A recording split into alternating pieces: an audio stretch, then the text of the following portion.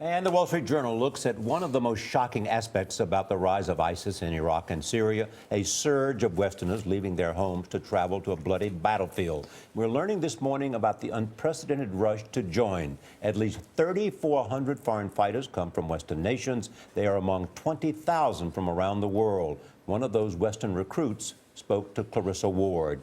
He offers a rare look inside ISIS after breaking free. The man insisted we hide his face and alter his voice.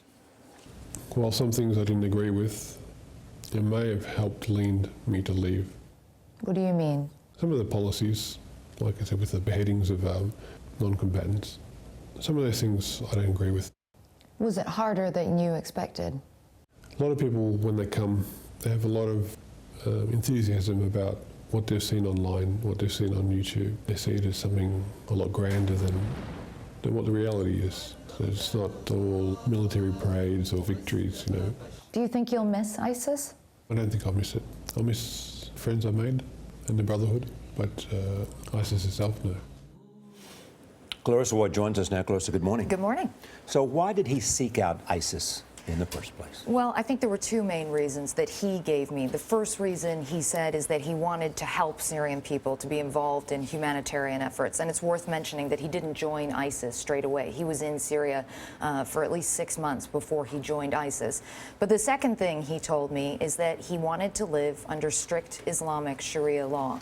We can't say where Abu Ibrahim is from, but he is a Westerner. He is a convert to Islam. And somehow along his religious journey, he espoused these very fundamentalist beliefs. And so his desire was to live under the strictest possible form of Sharia law, and that's why he sought out ISIS. Now, how did the two of you connect? How'd you find him? I found him first on Facebook. Actually, I found him on Instagram, but he was very active on social media in the beginning. That's before Facebook and Twitter started to really clamp down and shut down these accounts.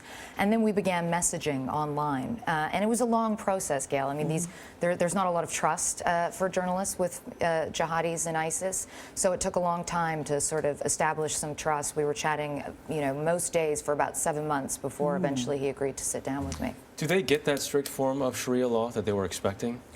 He did, and what's interesting is that despite the fact he was disillusioned about the executions of non-combatants, Western aid workers, Western journalists, the killings of Muslims, what he wasn't disillusioned about, the one thing he wasn't disappointed by, was seeing that strict form of Sharia law implemented. He told me that he witnessed crucifixions. He witnessed a couple who were stoned to death for adultery. And he thought, what about that? He thought it is a beautiful thing to see Sharia implemented in its truest form. And so the takeaway from his story is what?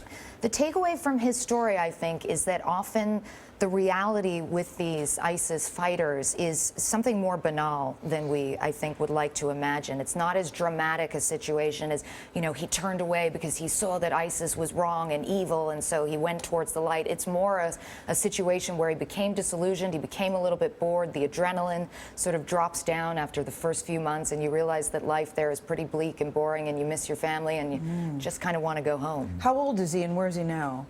He is now trying to get home, but obviously he's very concerned that he'll be arrested and imprisoned once he does, if he's successful. He's interesting because he's a little bit older. Most of the men that are fighting, they're Westerners, tend to be in their early 20s. Yeah. He's more in the early 30s. Fascinating stuff. Fascinating conversation. Thank you very much.